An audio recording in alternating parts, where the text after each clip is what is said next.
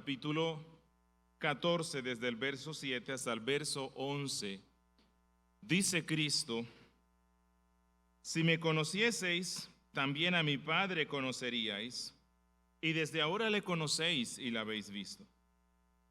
Felipe le dijo: Señor, muéstranos al Padre y nos basta. Jesús le dijo: ¿tanto tiempo hace que estoy con vosotros y no me has conocido, Felipe? El que me ha visto a mí ha visto al Padre. ¿Cómo pues dices tú, muéstranos el Padre? ¿No crees que yo soy en el Padre y el Padre en mí? Las palabras que yo os hablo, no las hablo por mi propia cuenta, sino que el Padre que mora en mí, Él hace las obras. Creedme que yo soy en el Padre y el Padre en mí. De otra manera, creedme por las mismas obras. Invoquemos nuevamente el nombre del Señor. Padre nuestro, Dios de la gloria, tú que estás con tu majestad, tu santidad, tu gracia, tú que estás aquí en medio de tu pueblo hoy, recibiendo las alabanzas de tu iglesia, tú que estás aquí en medio nuestro por medio del Espíritu Santo, que nos hace presente al Padre y al Hijo. A ti, bendito Dios Trino, deseamos darte gracias por esta lectura de tu palabra, darte gracias por tu Evangelio Santo, gracias por enviarnos a tu Hijo Cristo a este mundo y redimirnos y constituirnos en un pueblo santo para tu gloria. Señor, tu pueblo quiere escuchar tu voz.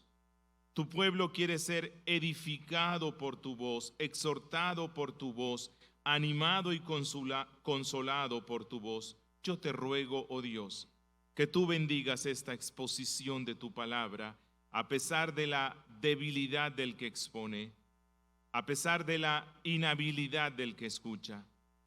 Señor, yo te ruego que hables por medio del predicador hoy, y te ruego que des oídos para los que escuchan. Que la gloria de Cristo sea magnificada en nuestras vidas hoy, en Cristo Jesús. Amén. Bueno, en ocasiones, cuando nosotros buscamos el consuelo, especialmente cuando estamos en una gran tribulación, casi siempre nuestras oraciones se enfocan en suplicarle a Dios que nos deje ver un destello visible de su gloria. Porque si nosotros, en medio de la angustia, podemos ver un destello sobrenatural y especial de la gloria de Dios, tendremos la seguridad de que ese Dios es real. Porque se suele dar que cuando estamos pasando por las pruebas, incluso tímidamente empezamos a dudar de la existencia de Dios. Y le suplicamos: Dios, déjanos ver algo de ti, que yo sepa que tú eres real, que tú estás en medio de la furia de esta tormenta. Si tú me permites ver algo, yo sé que tú, el Dios soberano, estás al control de ella, y voy a experimentar de una forma más certera esa compañía tuya que va a dar seguridad a mi alma. Bueno, esto es lo que estaba pasando con los discípulos en la noche del jueves antes de la crucifixión de Cristo. La turbación había invadido sus almas porque el Maestro iba a partir de este mundo por medio de una muerte dolorosa y humillante. Ellos se sentían abandonados, ellos se sentían solos. Pero solo con un destello visible de que el Dios soberano estaba al lado de ellos y la aflicción iba a ser mitigada. Y eso es lo que ellos le piden a Cristo. Ellos le piden a Jesús que le muestre un poco, aunque sea un poquito, de la gloria del Padre, y las dudas habrán terminado para siempre. Es entonces cuando Cristo les da un consuelo enseñándoles la doctrina de la unidad entre el Padre y el Hijo. Cristo les da el consuelo a los suyos enseñándoles la doctrina de la Santísima Trinidad, mostrándonos así, hermanos, que la doctrina bíblica no es un asunto de mero intelectualismo, sino que la doctrina, cuando es aprehendida por el corazón, es fuente inagotable de consuelo en medio de un mundo malo. Hoy vamos a estar viendo la unidad del Padre y del Hijo, una doctrina consoladora, como parte de este gran sermón de Cristo, consuelos celestiales para la turbación del alma. Y hoy vamos a enfocarnos en la unidad del Padre y del Hijo, una doctrina consoladora. Dice en el verso 7: si me conocieseis, también a mi Padre conoceríais, y desde ahora le conocéis y le habéis visto. Recuerden un poco lo que está pasando aquí en Juan 14. Jesús le había dicho a los discípulos, como parte del consuelo para la turbación de sus almas, que ellos ya conocían el camino al Padre celestial y que solo debían andar por esa senda. Recuerdan que Tomás le preguntó: Señor, ¿cómo podemos saber el camino? ¿Cómo podemos ir al Padre si no conocemos cómo hacerlo? A lo cual Cristo respondió: yo soy el camino. Es decir, mi unidad sustancial con el Padre es tan íntima, tan estrecha, tan inseparable, que el que me sigue a mí, sigue al Padre. El que me oye a mí, oye al Padre. El que me ve a mí, ve al Padre. El que cree en mí, cree en el Padre. El que me busca a mí, busca al Padre. El que está en mí, está en el Padre. Esta verdad ya había sido revelada por Cristo, pero los discípulos no habían comprendido esto, porque ellos no conocían bien a su Señor. Ellos aún no habían comprendido que Jesús es el Hijo de Dios, el Verbo hecho carne, aquel que revela al Padre. Es como si Cristo les dijera: si escuchándome diariamente a mí, si escuchando mis palabras y viendo mis obras, si por medio de esta experiencia personal y diaria hubierais aprendido a conocerme, hubierais entendido desde hace mucho tiempo, hubieseis conocido también a mi Padre. Pero esto no ha pasado así porque ustedes no han reflexionado seriamente en lo que han visto y en lo que han oído. Deseo que observen que Cristo llama aquí a Dios mi Padre. Él dice: también a mi Padre conoceríais. Solo Jesús, solo Cristo puede hablar de esa forma de Dios. Solo Él puede decir que Dios es mi Padre en el sentido de engendramiento eterno. El Padre engendró al Hijo eternamente. Solo Cristo puede decir de Dios mi Padre, porque comparte con el Padre la misma naturaleza, así como un hijo humano comparte la misma naturaleza de su padre humano.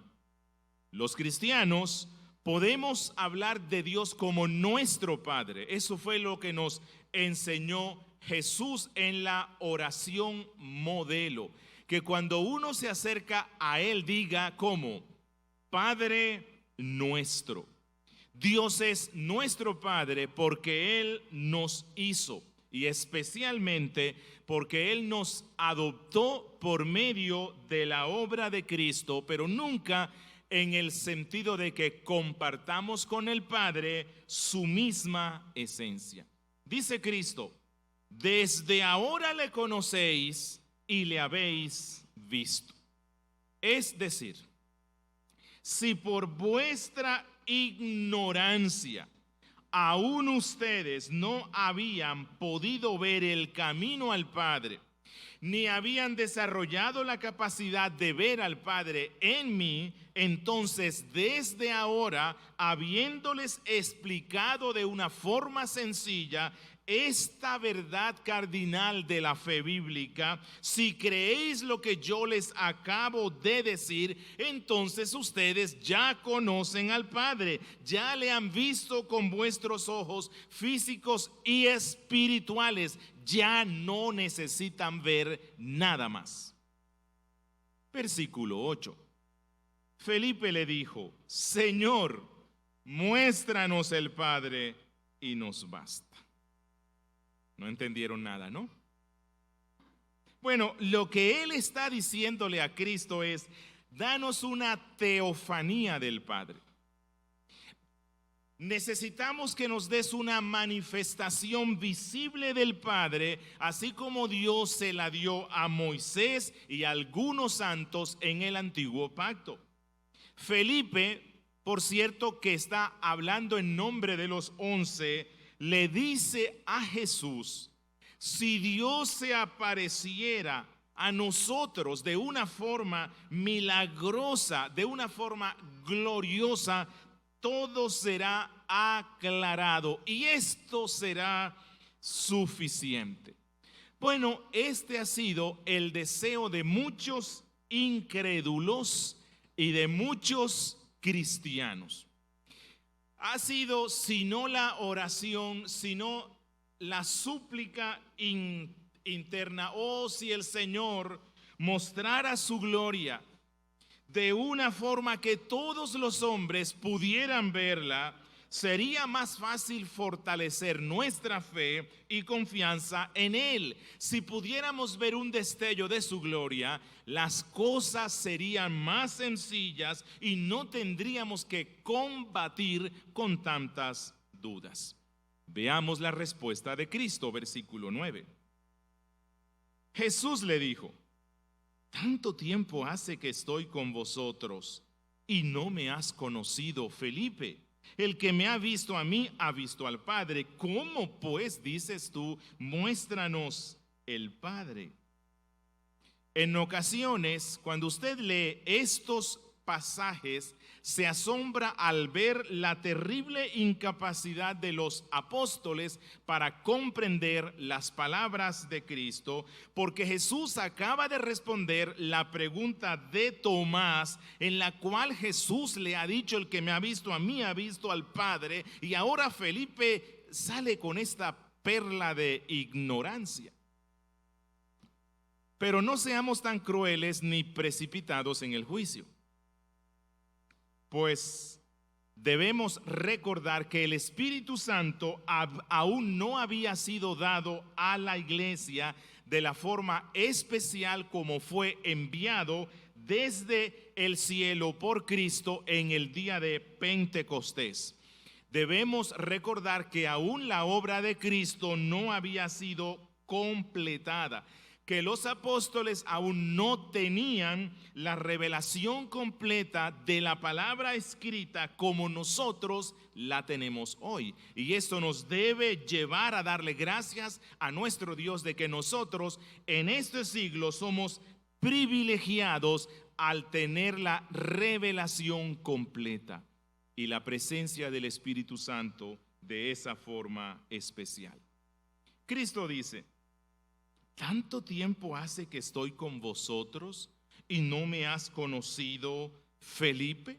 Es decir, Felipe, me extraña esta petición que tú me estás haciendo, porque llevamos más de 3 años de compañía íntima. Fuiste uno de los primeros evangelistas, trajiste a mí a Natanael.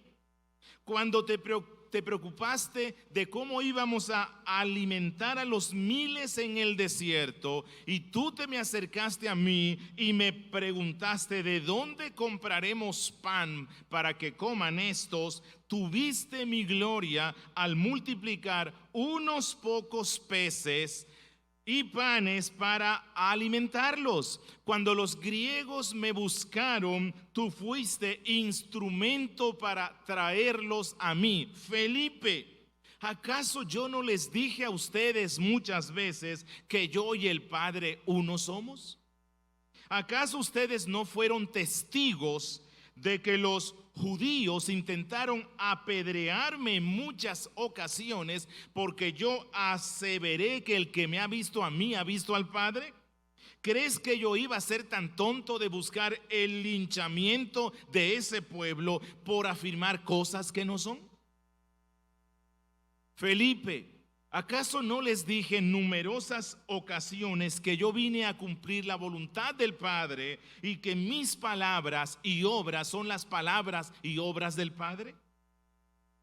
Felipe, ¿acaso no crees que yo soy el Verbo hecho carne, Dios tabernaculizado entre los hombres, el Hijo unigénito del Padre, la imagen visible del Dios invisible, el resplandor de su gloria y la imagen misma de su substancia, en quien habita corporalmente toda la plenitud de la deidad?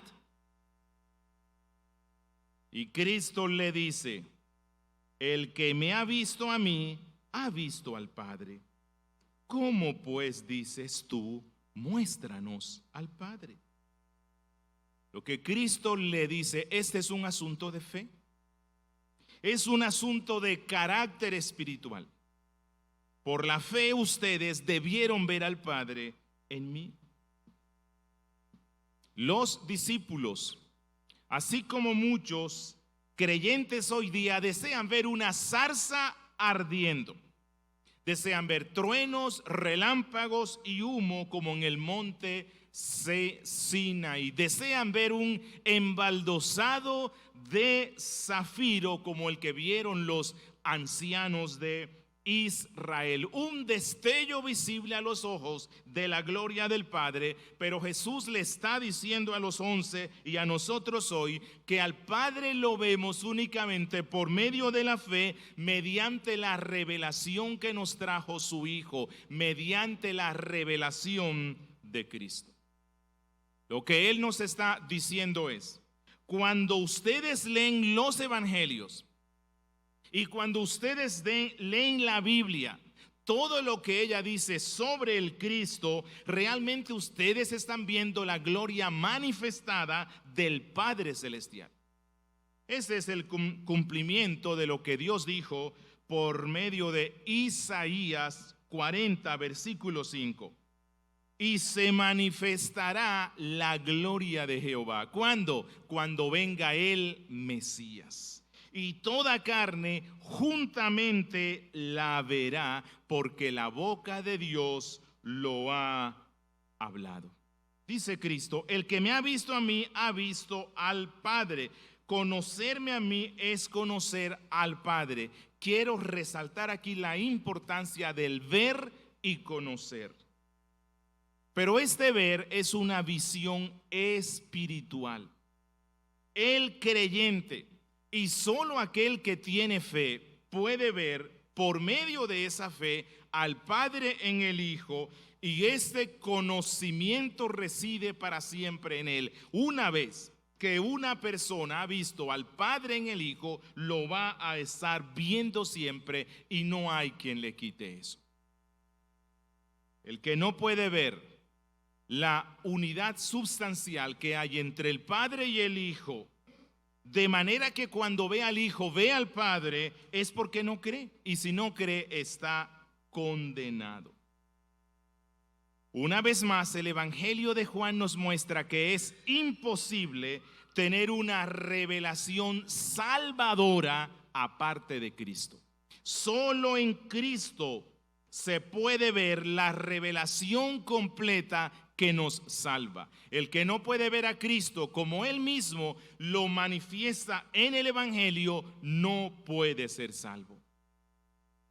Bueno, no estoy diciendo que los discípulos hasta este punto no tenían una fe sincera en Él. Recuerden el estado de la imperfección que aún la revelación tenía. Se necesitaba que Cristo fuera a la cruz, resucitara, ascendiera a los cielos y enviara al Espíritu Santo para que ellos tuviesen la revelación plena. Ellos ya tenían una fe genuina en Cristo, pero aún no en toda su plenitud.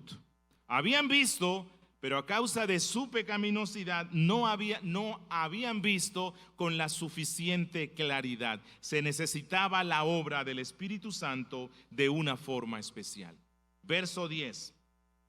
¿No crees que yo soy en el Padre y el Padre en mí? Las palabras que yo os hablo no las hablo por mi propia cuenta, sino que el Padre que mora en mí, Él hace las obras. Presten atención a lo que dice Cristo. Yo en el Padre y el Padre en mí. ¿Qué significa eso? Bueno, lo único que puede significar eso es que el Padre y el Hijo son uno. El Padre y el Hijo son un solo Dios, una sola esencia en todos sus atributos divinos, un solo Señor, un solo soberano, un solo creador. Y no obstante, dos personas, porque Él dice yo y el Padre. Existe el yo, que es el Hijo, y existe el Padre. Y luego en Juan 14, el Hijo nos hablará del Espíritu Santo. Tres personas que pueden ser diferenciadas, pero un solo Dios. Escuchen, no tres dioses, no una persona. Un solo Dios y tres personas. Este ha sido uno de los misterios más grandes de la Biblia, pero misterio revelado a los hombres a través de Cristo. El hecho de que nuestra mente no alcance a comprender plenamente cómo es posible que en una sola sustancia a la cual llamamos Dios existan tres personas que pueden ser diferenciadas la una de la otra, pero no divididas, no suprime la realidad de lo que la Biblia misma enseña. A esta doctrina la teología cristiana le llama la doctrina de la Trinidad o de la triunidad. Y el que no crea esto, independientemente del nombre que le quieran dar, no cree en el Dios de la Biblia. Por lo tanto, no puede ser salvo y está condenado para siempre. Algunos han dicho que lo que Cristo quiere decir aquí cuando Él dice, ¿no crees que yo soy en el Padre y el Padre en mí? Lo que quiere dar a entender Cristo es que tan solo Él está hablando de esa unidad moral y de propósito, que tanto el Padre como el Hijo tienen el mismo propósito, pero que esto no es lo único que Cristo quiere decirle a los suyos. Se deja ver en la forma adversa como los judíos reaccionaron cuando Cristo usó esta misma terminología que ya la hemos visto en el Evangelio de Juan. Y cuando los judíos tomaron piedras para lanzarlas contra Cristo, porque Él dijo que Él y el Padre eran uno, Jesús no les corrigió nada si es que ellos estaban interpretando mal las palabras de Cristo. Ellos pensaban que Cristo estaba diciendo una blasfemia, pero Cristo no les corrige porque no era una blasfemia. Él estaba diciendo lo que estaba diciendo, que en sustancia, en esencia, Él y el Padre son uno, un solo Dios, pero dos personas y el Espíritu Santo.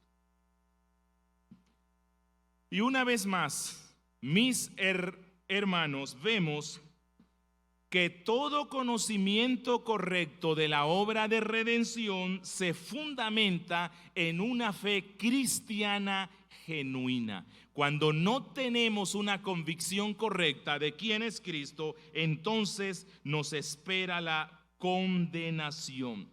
Ningún sistema religioso en el mundo puede comprender la pluralidad de personas en un solo Dios, excepto la fe cristiana, porque esta es la fe que nos enseñó nuestro fundador Jesucristo.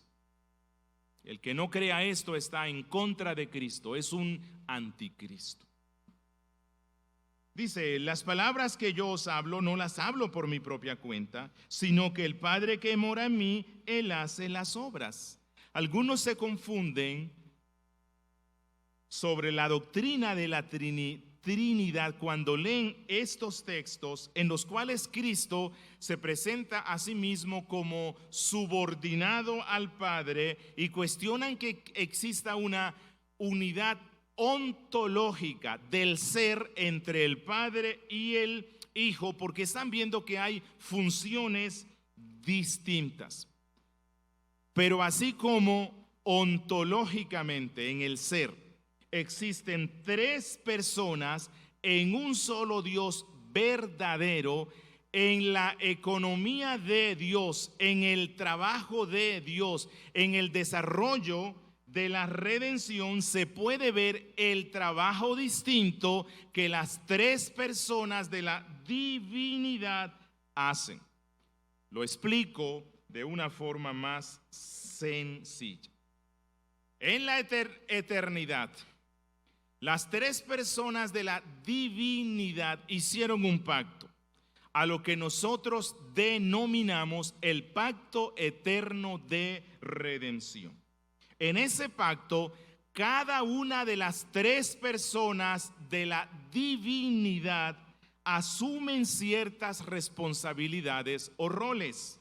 El Hijo asumió la responsabilidad de venir a la tierra tomando forma de siervo, sometiéndose a la voluntad del Padre, de manera que el Hijo haría y iba a decir todo lo que se acordó en ese santo consejo de redención. Y el Padre era el encargado de hacer esto a través del Hijo encarnado, que recuerden era el Hijo limitado a sí mismo en su divinidad durante todo el tiempo de su peregrinación, porque se necesitaba que fuera hombre y hombre completo. Por lo tanto, siempre que Jesús habla, es el Padre quien habla por medio de él. Toda obra de Jesús es obra del Padre. Pero esto no significa que el Padre era como un ventrílocuo que hablaba por medio de un muñeco al cual se le llama Cristo. No, por el contrario, la Biblia nos muestra que el Hijo expresa la mente del Padre porque también es su propia mente, porque las tres personas son un solo Dios. Misterio de misterios. En ese sentido, cuando el Hijo habla, se hacen las obras del Padre, porque eso fue lo que se acordó en el consejo eterno de redención. Y concluye Cristo en el verso 11 diciendo: creedme que yo soy en el Padre y el Padre en mí. De otra manera, creedme por las mismas obras. Lo que Jesús pide a los suyos es que se mantengan creyendo lo que ellos ya empezaron a creer. Desde el instante en el cual ellos creyeron que Jesús era el Mesías, ya empezaron a vislumbrar la unidad que Él tiene con el Padre, que aún ellos no logran comprender bien esta verdad, pero la empezaron a asimilar poco a poco, y lo que Cristo les dice es: continúen fortaleciendo esta tenue fe al meditar en todo lo que yo les estoy diciendo. Cuando uno tiene la capacidad o desarrolla la capacidad por la gracia de creer solamente en las palabras de Cristo sin haber visto nada, esa es la fe en su categoría más fuerte. La fe que no necesita ver nada con los ojos físicos. Pero Jesús les dice: si aún ustedes no pueden creer únicamente por lo que les digo, entonces deben recordar todos los milagros que yo hice, lo cual es evidencia de que el Padre y yo somos uno. Deseo concluir preguntándonos: ¿de qué manera esta doctrina de la unidad entre el Padre y el Hijo consuela nuestras almas? ¿De qué manera la doctrina de la Trinidad consuela nuestras almas en medio de este mundo malo? En primer lugar, porque esta doctrina nos infunde la plena confianza que resulta de saber que nuestro Salvador, que aquel que murió por nosotros en la cruz, es igual al Padre, es Dios de Dios. Que todo lo que Él prometió para nosotros es lo que el Padre mismo nos promete, ya que son uno. Que el que nos amó y derramó su sangre por nosotros en la cruz, quien pide que confiemos en Él para nuestro perdón, no es un simple hombre como nosotros, que Él es Dios sobre todas las cosas, bendito por los siglos. Que Él es poderoso para salvar perpetuamente al mayor de los pecadores, que aunque nuestros pecados sean rojos como la grana, pueden ser emblanquecidos como la nieve, porque Él es Dios de Dios. Esta verdad consuela nuestras almas, porque el que entrega su vida a Cristo tiene un amigo todopoderoso. Tiene un amigo que es uno con el Padre y Dios mismo. Segundo, esta doctrina consuela nuestros corazones, porque cuando vemos a Jesús a través de las páginas de la Biblia, vemos su disposición para amarnos a pesar de lo que nosotros somos. Vemos su entrega para reconciliarnos con Dios, vemos su compasión para con los perdidos, vemos su disposición para morir en la cruz por el pecador, y cuando recordamos que Él y el Padre son uno, entendemos que Dios mismo está comprometido en nuestro bienestar, que el cielo mismo está dispuesto a darlo todo con el fin de que alcancemos el estado de gloria que Dios ha preparado para los que le aman. Mi hermano, ¿crees eso? Amado hermano, ¿has creído así en Cristo? ¿Tienes esa clase superior de fe que no necesita ver milagros para confiar en el cuidado del Padre y en la poderosa salvación que Él te ha dado? ¿Te deleitas, mi hermano, al estudiar la doctrina de la Santísima Trinidad, de manera que encuentras en ella consuelo fundamentado para tu alma? Amigo, si no has creído así en Cristo, te tengo una mala noticia, la peor noticia que se te puede dar. Estás eternamente perdido y sin esperanza en este mundo. Amigo, si tú no has creído así en Cristo, no podrás encontrar ningún consuelo real en este mundo. Amigo, yo te invito a que creas estas palabras de Jesús y tendrás la vida eterna. Amigo, cree en Él como el Hijo de Dios. Cree en Él como el Salvador del mundo, quien es uno con el Padre, quien es el camino al Padre, y tendrás el verdadero consuelo de saber que eres amado por Él, soberano de toda la creación. Demos gracias al Señor.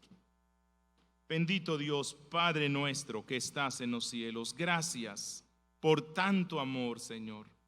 No alcanzamos a comprender la profundidad, la anchura, lo vasto de ese amor, de ese plan eterno de redención que trazaste para nuestro bien, al diseñar las cosas de esta forma. Oh Dios, aún por nuestro pecado somos incapaces de comprender la profundidad de esta doctrina preciosa y de todo el bien que esto trae a nuestras almas. Por eso yo te ruego, oh Dios, que tu Espíritu Santo siga obrando en nuestros corazones, en nuestras mentes, que nos permitas rumiar este pasaje aún más y extraer los preciosos tesoros que enriquecen de gracia nuestras vidas, que el Espíritu Santo nos ha dado por medio de Juan al escribir este pasaje.